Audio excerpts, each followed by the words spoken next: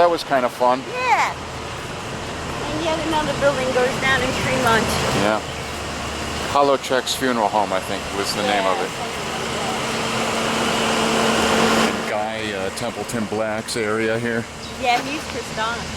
Why? He's always pissed off. Because he's like, what are they doing this now for? They should have warned the city. There's nobody here. That place is full of asbestos. And it's true. Yeah, that's true. He's got a point.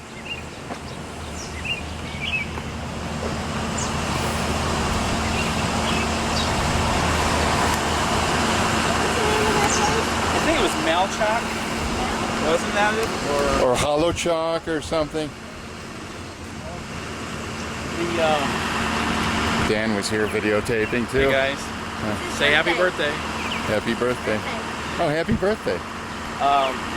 One of the, and some of them wanted to just be done with it. Kids, they golf or they throw golf.